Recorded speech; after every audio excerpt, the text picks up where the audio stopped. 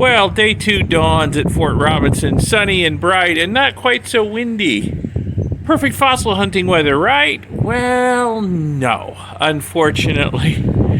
There are thunderstorms, rain, and high winds coming. They're supposed to be here well before noon. So we all got up this morning dressed out for fossil hunting, and, well, no. Decided we're not going to go. So we're going to do some touristy stuff today instead. We're going to drive up into South Dakota through Custer, Keystone, and places like that. We're going to wind up at the Black Hills Institute, and that's always a fun trip to go up to the museum, the Black Hills Institute, and well, it can rain all it wants while we're doing the touristy stuff, unless we decide to go to Mount Rushmore, in which case that will kind of be a pain in the butt. But we'll see how it goes. We'll get some stuff in, and really we don't want to get caught in the field with a gully washer, because it's very hard to get out of the Badlands if it's raining on you, especially if it's raining hard. So we're going to do touristy stuff, and I'll show you where we go and what we do. And hopefully in a day or two we'll be able to get back into the field. So our first stop on our rainy day, no fossil hunting tour is the Mammoth site in Hot Springs, South Dakota. And why do they call it the Mammoth site? Well, there's a huge bone bed, mammoth bone bed, through those doors. So I'll go show you that here in a little bit. I think you will be impressed.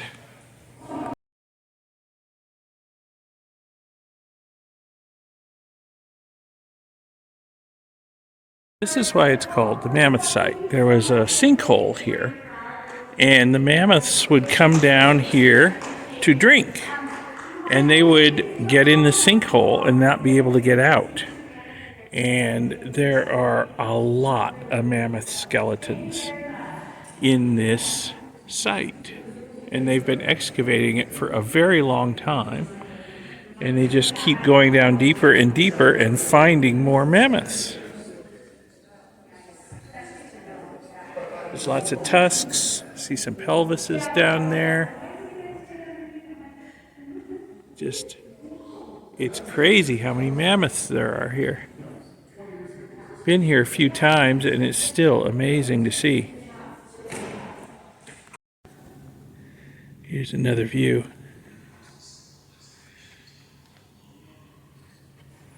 And over here, you can see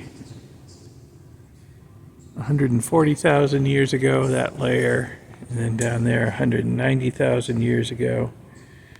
The mammoths were falling in this sinkhole for a very long time. Just year after year they'd come here to get a drink and get stuck in it. And another view.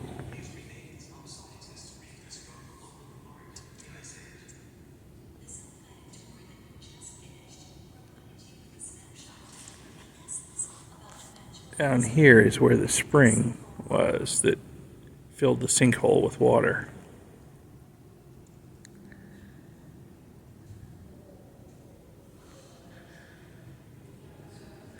And then over the intervening 100,000 years or so, the sinkhole was filled in and uplifted and started eroding, and they found bones.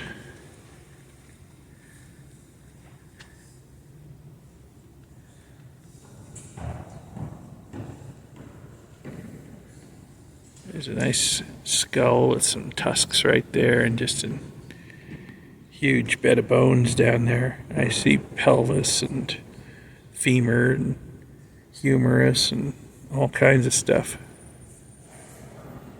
Multiple skull parts, lots of tusks.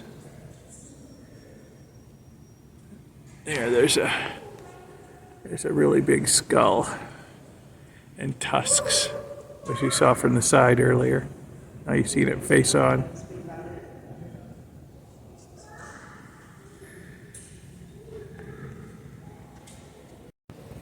Here we have a couple of reconstructed skeletons. This is actual bones, and that's a casting over there. But, yeah, These were much bigger than modern elephants. These are monsters. Absolute monsters. Here we are down in the bottom of the pit, and this particular mammoth is called Napoleon Bonaparte. Bonaparte for obvious reasons. It's also the oldest mammoth here. It's at the very bottom of the pit, and it's also, they say, the most complete of the mammoth skeletons. Scavengers must have carried away parts of the others. And there's another skull up there. And you can see how they dug into this looking for stuff. And the more they dig, the more they find. So we're not quite 200,000 years old down here at the bottom of the pit.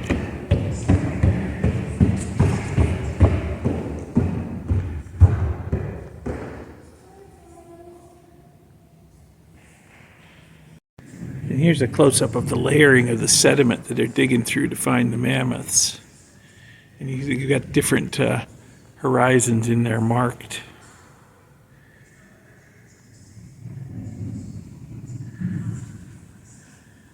A lot of science goes on here. This isn't just a tourist display. This is a scientific dig right here, and they're learning a lot about the mammoths and about geology by digging down in this old sinkhole. Here's an area where some excavation is in progress. They've got a nice grid work set out on top of it so they can measure the exact depth, orientation, and position of every bone they find. And as you can see, they have uncovered some bone down there.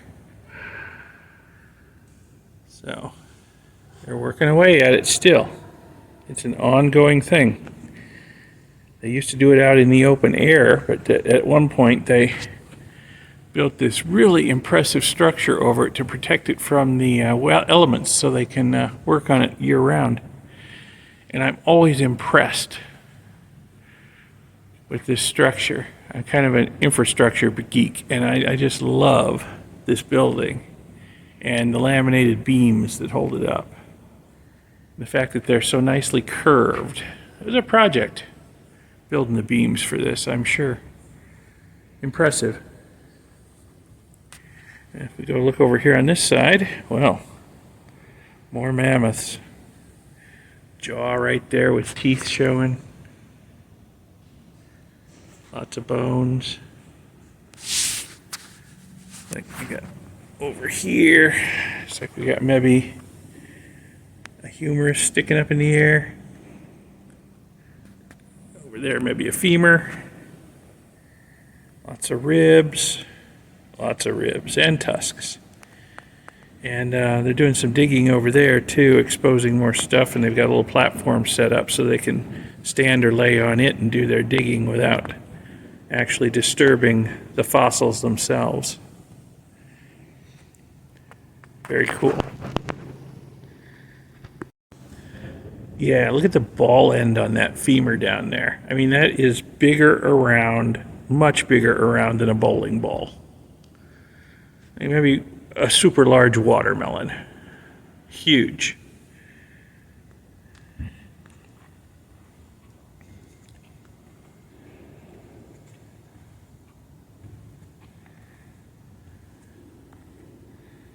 Just incredible jumble of bones and tusks over here, totally disarticulated. I see part of a jaw and teeth peeking out in there.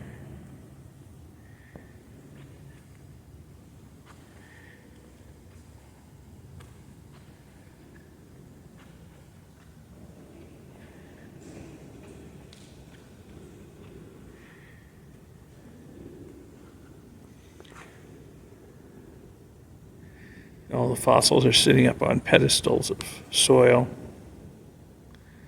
Most of them are left in place. Most of them aren't removed. Here's an explanation of why this bone bed is here. There was a shallow end. The mammoths could wander in, get a drink, eat some of the shore grasses. But if they went too far, oops, They're off the edge and they couldn't get back out. And this went on for the better part of 100,000 years. And all these mammoths accumulated in the bottom of this hole. And there are other exhibits here too. This is Dakota, the giant short-faced bear. This thing is immense. This thing could snack on grizzlies. That's how big this bear was. Huge. Absolutely huge. Ice Age megafauna. It was all huge. The mammoths actually left footprints in the soft mud that are preserved in the sediments. So this sign explains how that happened. And then if we look up over on the wall over there, we can see the actual footprints. Very cool. Very cool.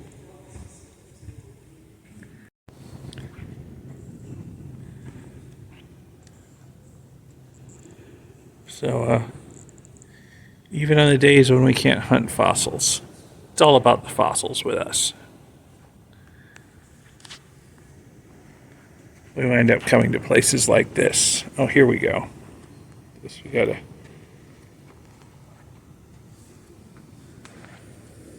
jaw and other bones down here. Looks like some vertebrae, leg bones, teeth. More vertebrae. Oh yeah, big leg bones.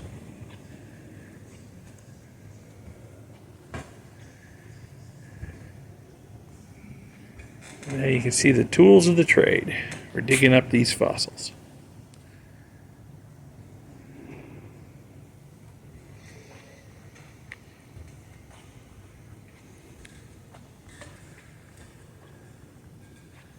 So this was just the first stop on our rainy day adventure. Let's see where we wind up next. Tradition, every time we go up into South Dakota, we got to stop at Dave's Rock Shop, which I am okay with. I am big into rocks. Now let's see what we can find here today. Be careful, sharp rocks. Some porphyry with biotite.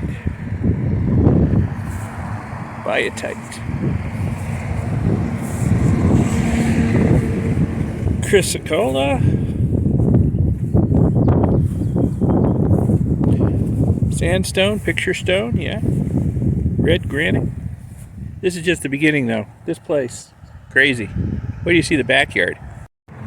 Yeah, lots of other stuff.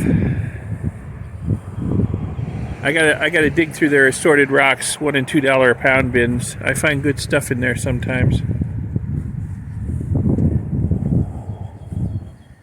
Where do you see the backyard though? It's impressive. But before we go out back, we'll just look around inside a bit.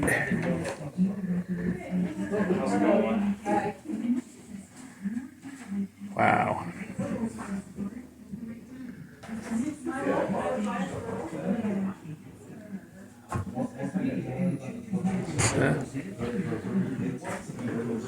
Rock and fossil lovers wonderland here.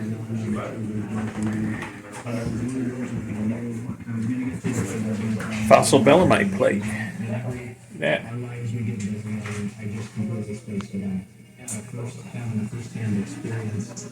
Prairie agates. Fluorite.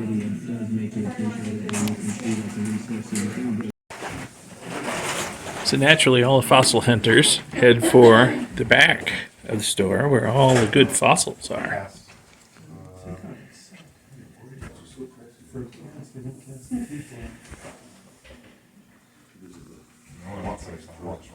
Yeah, of course. Yeah.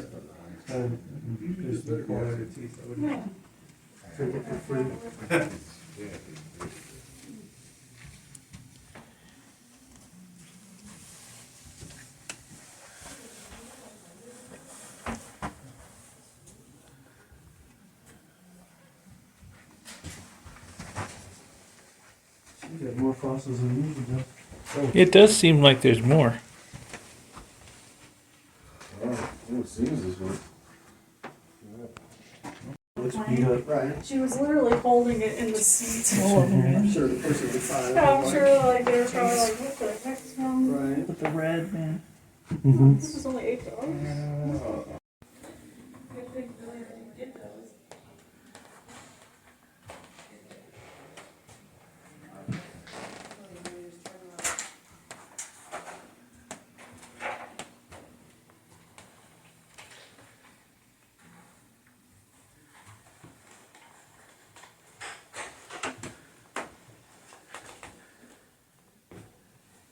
These are some seriously cool carved bowls.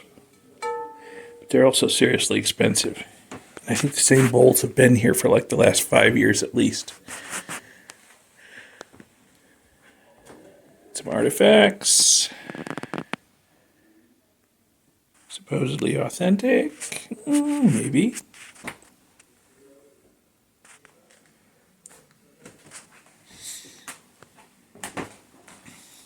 And just touristy stuff.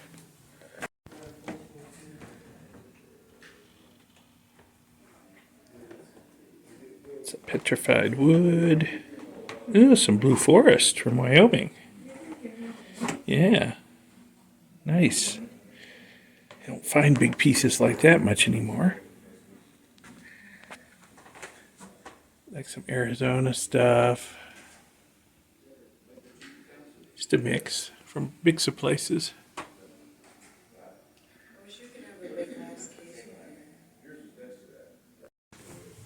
Okay, here's where they keep the really good stuff.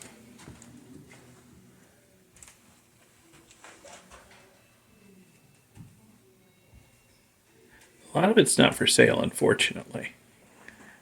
But, yeah, wow.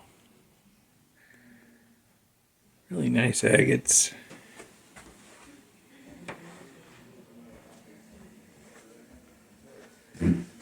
Well, a lot of it is for sale. Just a few things aren't.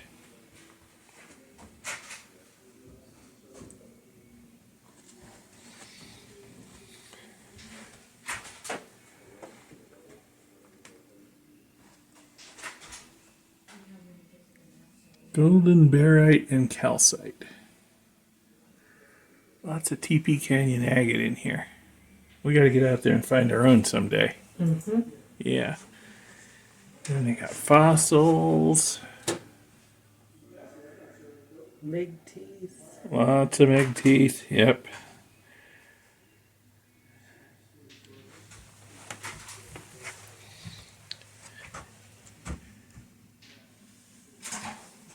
Some minerals. More petrified wood. Looks like maybe some more blue forest stuff. And fossils. Look at the tortoises. Yeah.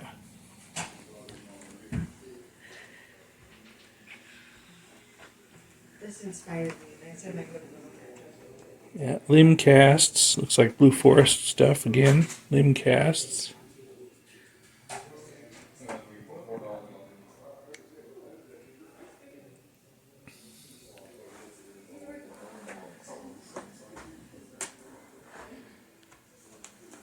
That's nice. I like that. Can't afford it though, but I like it. More agates. Some Fairburns in here.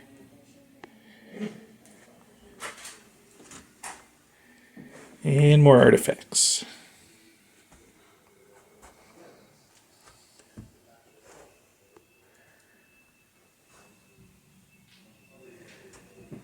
Alright, I'm going to head outside and see what kind of rough stones they've got that I can buy. So I've been digging through the $1 and $2 a pound bins over here and got some agate nodules and some other stuff. And when I wasn't looking, my wife put some big rocks in here. And now this thing weighs a ton. Oh my goodness. And she wants to come and look at a much bigger rock. So we'll go do that. So we're going to look at this big rock out back. And there are some big rocks out back. Petrified wood. $25,000 for this piece. It's probably a bargain. $1 a pound. Look at all this. Look at it all. Crazy.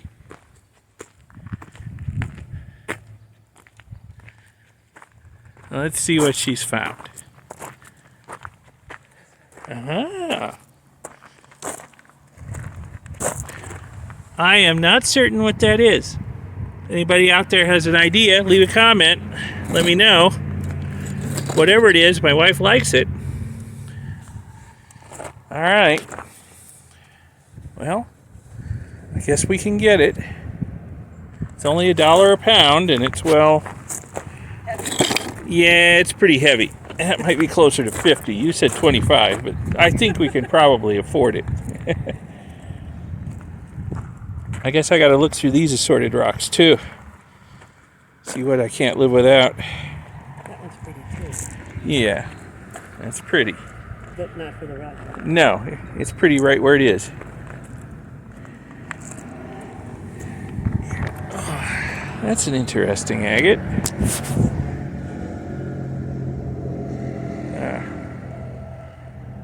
Oh, I haven't seen anything quite like that before.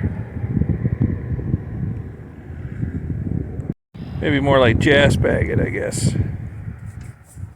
Interesting. She found a smaller one that she likes even better, and she can actually carry it, which is going to save my back. Wonderful.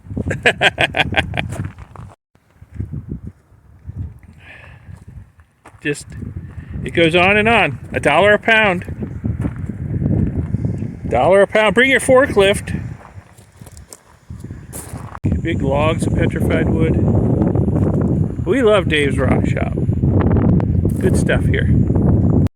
One more rock shop stop at Ken's. And well, I kind of got my rock fix over at Dave's. Well, we must have had a box that weighed 50 or 60 pounds when we left Dave's, so I got my rock fix there. But look around here real quick and see what they've got. I did find a few nice things here the last time I was here, so maybe found a few nice things on this bargain table over here. Let's see what we got on this bargain table. We got some agate, some amethyst, some petrified wood, some more agate, some I'm not sure what it is. This looks like TP Canyon. Got some malachite. All kinds of stuff here. Yeah, I'm gonna have to look through this a little bit. Yeah, $1 each or 6 for $5. Such a deal. Got some nice fossils inside. Lots of rocks. Lots of rocks. Is this the big one or the small one? I guess the small one would be smaller than that. I don't know. Lizard skull. Oh, this one. That's a nice one too. Look at the teeth. How much? 800. Mm-hmm. That was a nice one. That's Yeah, they're debating. They left here with some fossils last year and left a lot of money here in the process. They're looking.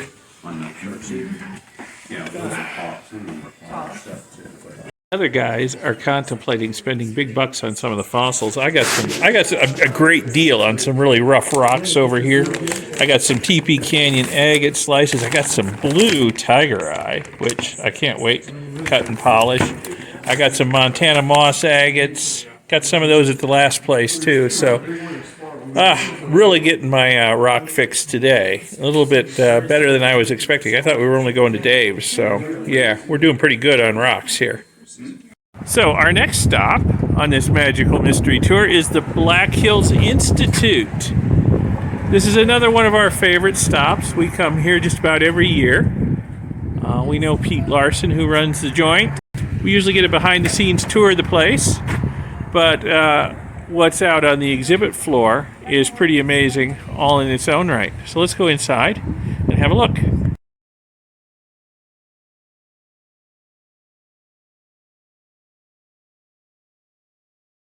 I just gotta figure out where I can set up the camera. There's a table over there. More space.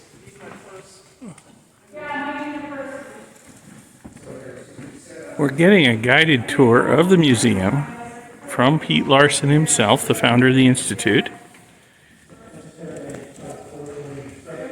He just gave us a really great behind-the-scenes tour in his lab back there, but we're not allowed to talk about what we saw. It is top secret. And it is interesting as all get out. You'll find out about it in the future, no doubt. It will make news. There's Stan. Alright, try standing in that direction. Those are big. But try not to stand from the T-Rex.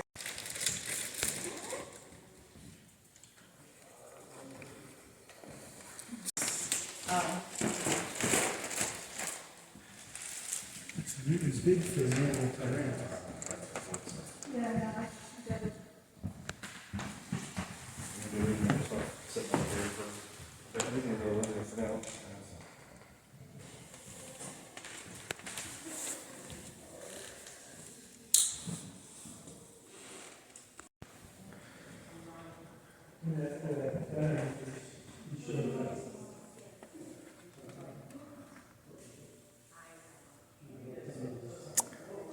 So, I wasn't allowed to show you what they're working on in Pete's workshop right now.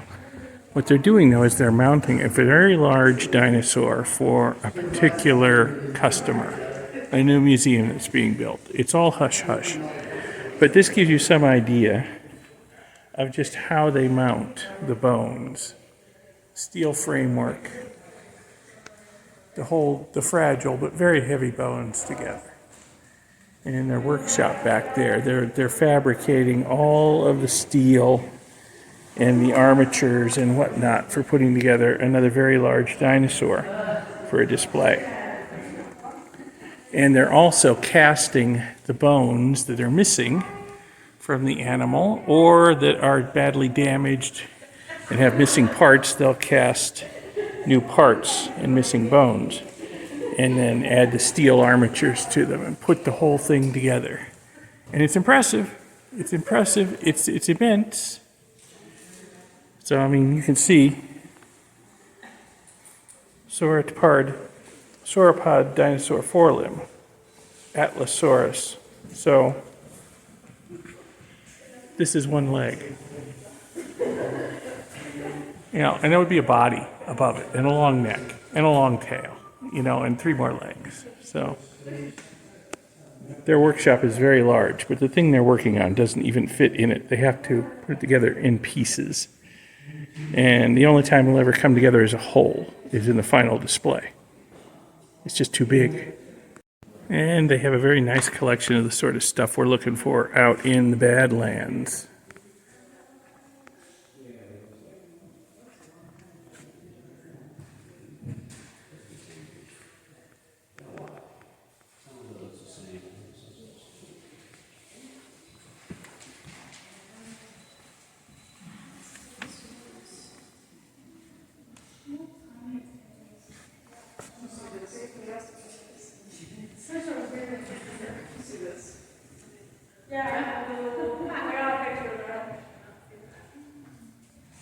Very cool.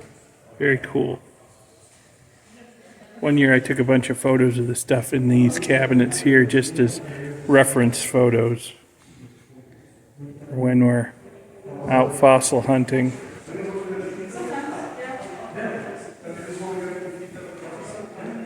Very cool. More of the sort of stuff we're hunting for out in the Badlands here. Titanotheres. A couple of different species. I was finding fragments of their teeth out there yesterday, but unfortunately, only fragments. Not much. You need a big teeth, though. See? Sorry, the chunks I found were so big, but unfortunately, I wasn't finding whole teeth. Steve found a nice incisor. But, not much for me. Gotta try again.